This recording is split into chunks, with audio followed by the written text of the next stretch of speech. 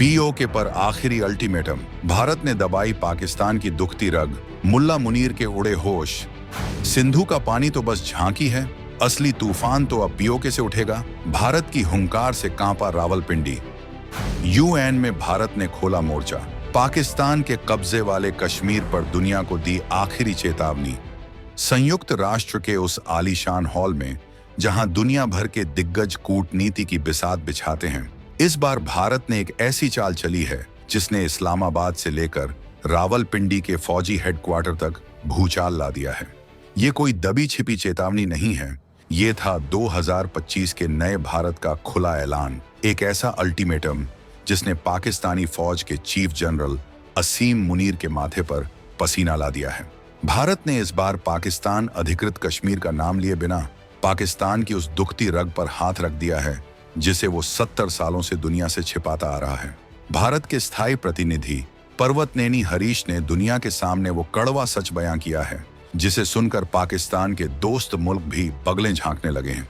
ये उस ज्वालामुखी के फटने की कहानी है जो दशकों से पीओके के लोगों के दिलों में सुलग रहा था और अब जिसका लावा पाकिस्तानी फौज के जुल्मों को भस्म करने के लिए तैयार है। ये कहानी है उस आखिरी चेतावनी की जिसके बाद शायद पाकिस्तान को नक्शे पर अपनी पुरानी लकीरें ढूंढने से भी न मिले।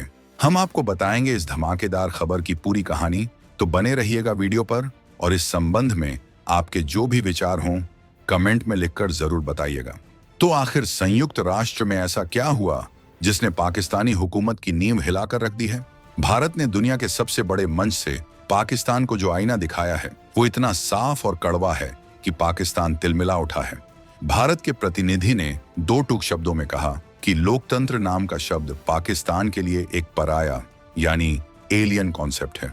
ये शब्द नहीं, ये सीधा तमाचा था। भारत ने दुनिया को बताया कि पाकिस्तान ने जिन इलाकों पर गैर कानूनी तरीके से जबरन कब्जा कर रखा है, यानी हमारा पीओके, वहां मानवाधिकारों का कैसा भयंकर कत्लेआम मचा रखा है।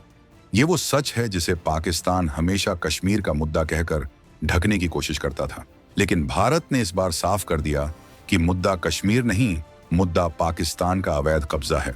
भारत ने दुनिया को चेताया कि अब बहुत हो चुका, पाकिस्तान को अपने अवैध कब्जे वाले इलाकों में दमन, क्रूरता और शोषण तुरंत बंद करना होगा। ये चेतावनी उस वक्त आई है जब पीओके का बच्चा बच्चा पाकिस्तानी फौज के खिलाफ सड़कों पर है। हाल ही में पीओके में पाकिस्तानी शासन के खिलाफ जो विद्रोह हुआ, जो प्रदर्शन हुए, उसमें दर्जनों लोग मारे गए और सैकड़ों घायल हुए। ये कोई छोटी मोटी झड़प नहीं थी, ये आजादी की वो चिंगारी थी जिसे पाकिस्तानी फौज अपनी बंदूकों से बुझाना चाहती थी। लेकिन वो ये भूल गए कि ये आग अब बुझने वाली नहीं बल्कि फैलने वाली है। भारत ने यूएन में इसी विद्रोह का जिक्र करते हुए कहा कि पीओके की जनता अब पाकिस्तानी सेना के कब्जे, उसके दमन और वहां के संसाधनों की खुली लूट के खिलाफ खुला विद्रोह कर चुकी है। भारत का ये स्टैंड पाकिस्तान के मुंह पर एक करारा जवाब था जो हमेशा कश्मीर में मानवाधिकारों का झूठा रोना रोता रहता है। भारत ने एक झटके में पाकिस्तान को डिफेंसिव मोड पर ला दिया है, जहां अब उसे अपने ही कब्जे वाले कश्मीर में हो रहे जुल्मों का हिसाब देना पड़ रहा है। और बात सिर्फ यही नहीं रुकी, भारत ने पाकिस्तान को उसकी हैसियत याद दिलाते हुए एक बार फिर पूरी दुनिया के सामने अपने इरादे साफ कर दिए। भारतीय राजनयिक ने उसी गरज के साथ दोहराया जो आज हर भारतीय के दिल में है। जम्मू और कश्मीर भारत का एक अभिन्न और अविभाज्य हिस्सा है और हमेशा रहेगा। ये सिर्फ एक बयान नहीं, ये पाकिस्तान के लिए एक लक्ष्मण रेखा है। भारत ने साफ कर दिया है कि जम्मू कश्मीर पर बात खत्म हो चुकी है, अब बात होगी तो सिर्फ उस हिस्से की जो पाकिस्तान के अवैध कब्जे में है। ये भारत की बदली हुई नीति का सबसे बड़ा सबूत है। याद कीजिए, एक वक्त था जब भारत पीओके पर रक्षात्मक रवैया अपनाता था, लेकिन 2019 में अनुच्छेद 370 हटने के बाद भारत ने अपनी विदेश नीति के गियर बदल दिए हैं। अब भारत बैकफुट पर नहीं, फ्रंट फुट पर खेल रहा है। भारत के गृह मंत्री से लेकर रक्षा मंत्री तक, संसद से लेकर सड़क तक, हर मंच से ये ऐलान हो चुका है कि पीओके भारत का है और हम उसे वापस लेकर रहेंगे। यूएन में दिया गया ये ताजा बयान उसी आक्रामक रणनीति का अगला कदम है। भारत अब दुनिया को ये बताने में कामयाब हो गया है कि असली पीड़ित पाकिस्तान नहीं बल्कि पीओके के वो लोग हैं जिन्हें पाकिस्तानी फौज ने अपना गुलाम बना रखा है। ये वो लोग हैं जिनके घरों की बिजली से पाकिस्तान का पंजाब रोशन होता है, लेकिन उनके अपने घरों में अंधेरा रहता है। ये वो लोग हैं जिनके संसाधनों को लूटा जा रहा है और बदले में उन्हें सिर्फ गोलियां और दमन मिल रहा है। भारत ने यूएन में उनकी आवाज उठाकर पाकिस्तान के उस प्रोपेगेंडा को तार तार कर दिया है जिसे वो दशकों से फैला रहा था। अब दुनिया भी ये सवाल पूछने लगी है कि अगर पाकिस्तान इतना ही पाक साफ है तो पीओके में उसके खिलाफ इतनी नफरत क्यों है। अब इस खेल के एक और बड़े पहलू को समझिए।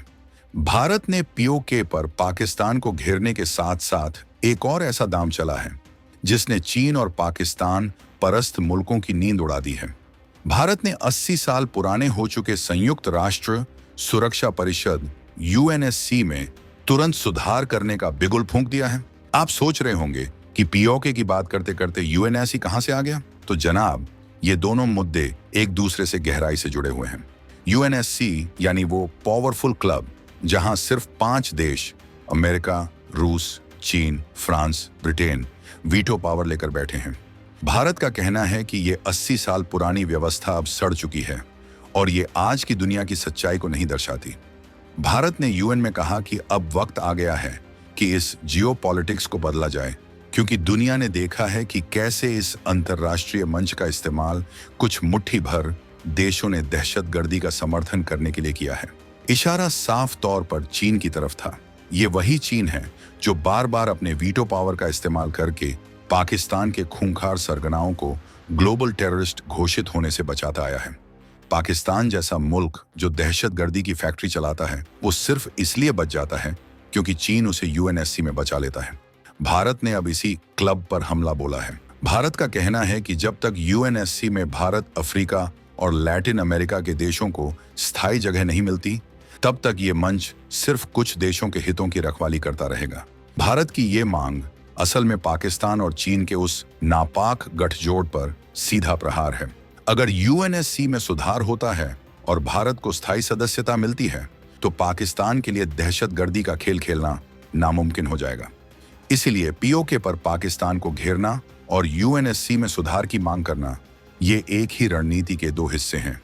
एक तरफ पाकिस्तान को सीधे तौर पर बेनकाब करना और दूसरी तरफ उसे बचाने वाले चीन के वीटो की ताकत को ही खत्म कर देना।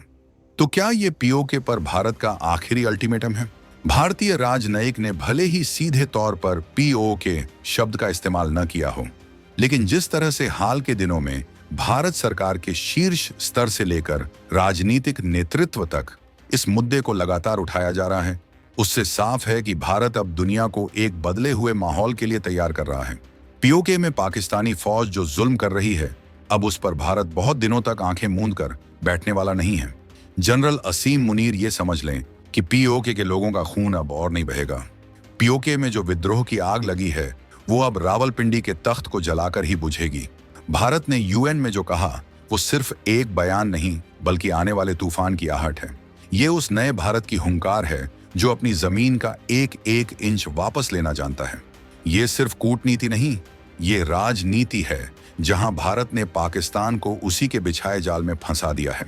पाकिस्तान अब दुनिया को क्या मुंह दिखाएगा? वो दुनिया को बताएगा कि उसके अपने कब्जे वाले कश्मीर में लोग पाकिस्तानी सेना वापस जाओ के नारे क्यों लगा रहे हैं। वो दुनिया को बताएगा कि क्यों पीओके के लोग भारत के जम्मू कश्मीर में हो रहे विकास को देखकर ललचा रहे हैं। जनरल मुनीर के पास अब छिपने के लिए कोई जगह नहीं बची है। भारत ने अपनी चाल चल दी है और अब पाकिस्तान की शह और मात तय है। आपको क्या लगता है, क्या भारत का ये कदम पीओके की आजादी का पहला अध्याय है? और क्या जनरल मुनीर की पाकिस्तानी फौज इस जन विद्रोह के सामने टिक पाएगी? अपनी राय कमेंट्स में जरूर दीजिएगा।